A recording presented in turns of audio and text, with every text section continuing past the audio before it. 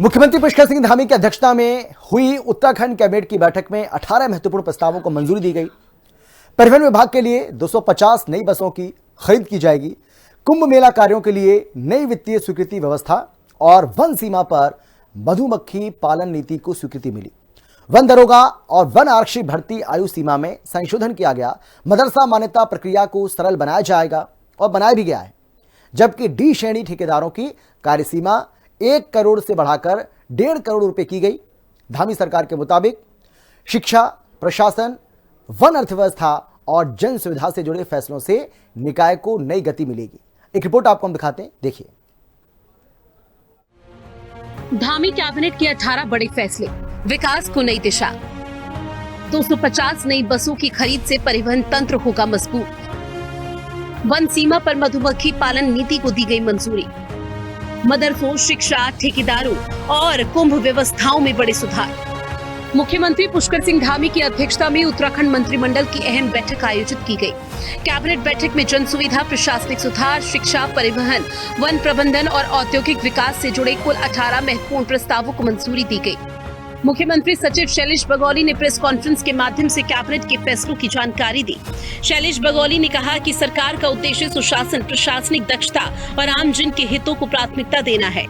Dhami cabinet की बैठक में 18 महत्वपूर्ण प्रस्तावों पर मुहर लगाई गई है। इसमें सबसे महत्वपूर्ण नीति जो कैबिनेट में लाई गई थी वो ये थी कि वन क्षेत्रों में मधुमक्खी पालन को बढ़ावा दिया जाए। इस नीति को मंजूरी मिल गई है। इसके तहत अब जो स्थानीय लोग हैं उनकी आय में वृद्धि होगी और उसके साथ साथ मानव वन्यजीव संघर्ष में भी कमी आने की उम्मीद है। कैबिनेट ने राज्य परिवहन सेवाओं के विस्तार के लिए 250 नई बसों की खरीद को स्वीकृति दी गई। जीएसटी दरों में कमी के कारण पहले प्रस्तावित 100 बसों की संख्या बढ़ाकर 109 कर दी गई। इसके साथ ही परिवहन विभाग में परिवर्तन, पर्यवेक्षकों और सिपाहियों की वर्दी निर्धारण को भी मंजूरी दी गई। इन फैसलों से राज्य की सार्वजनिक परिवहन व्यवस्था अधिक आधुनिक और सशक्त होगी। धामी कैबिनेट के बड़े फैसले, कुंभ मेला और प्रशासनिक अधिकारों को लेकर बड़ा फैसला। कुंभ मेला प्रबंधन के लिए वित्तीय स्वीकृति प्रक्रिया स्पष्ट। मेला अधिकारी 1 करोड़ रुपए तक के कार्य स्वीकृत कर सकेंगे। गढ़वाल आयुक्त 5 करोड़ रुपए तक की परियोजनाओं को मंजूरी देंगे। 5 करोड़ से अधिक राशि वाले प्रस्ताव शासन स्तर पर स्वीकृत होंगे। धामी सरकार का दावा है कि इन फैसलों से कुंभ मेले के आयोजन कार्यों में तेजी आएगी और बेहतर समन्वय सुनिश्चित होगा। इसके साथ ही उत्तराखंड में वन संसाधनों के बेहतर उपयोग और स्थानीय लोगों की आय बढ़ाने के लिए सरकार ने नई मौन पालन नीति को मंजूरी दे दी है। वन क्षेत्र सीमाओं पर मधुमक्खी पालन आधारित आजीविका नीति 2026 को मंजूरी मिली। ये नीति स्थानीय आय बढ़ाने, पर्यावरण संरक्षण और मानव वन्यजीव संघर्ष, विशेषकर हाथी संघर्ष को कम करने की दिशा में अभिनव कदम माना जा रहा है। नई नीति के तहत वन क्षेत्रों में मधुमक्खी पालन को बढ़ावा देने के लिए बॉक्स लगाने की अनुमति दी जाएगी, जिसे फॉरेस्ट के वर्किंग प्लान में शामिल किया जाएगा। मौन पालन हमारे राज्य में बहुत बड़ी संभावना है और मौन पालन के लिए चूंकि हमारा वनों से आच्छादित पूरा राज्य है, जहां 70% से अधिक भूभाग हमारा वनों पर है और बहुत अच्छा एक अच्छी संभावना हो सकती है जो मौन पालन के क्षेत्र में हो सकती है। और ये यहाँ का जो शहद है, मौ है, मौ जानते हैं ना, हाँ, वो औषधीय गुणों से भरपूर है और उसकी सभी संभावनाओं को लेकर हमने एक आज कैबिनेट में एक ऐसा समन्वय करने के लिए एक निर्णय किया है कि आगे चलकर ये हमारे राज्य के लिए एक बेस्ट प्रैक्टिस हमारे राज्य से होकर पूरे देश में जाएगा। वन मंत्री सुबोध उनियाल के मुताबिक मौजूदा वक्त में वन क्षेत्रों में गतिविधियों पर प्रतिबंध के कारण काश्तकारों को दिक्कत होती है, लेकिन नई मौन नीति के बाद उन्हें अनुमति मिल सकेगी।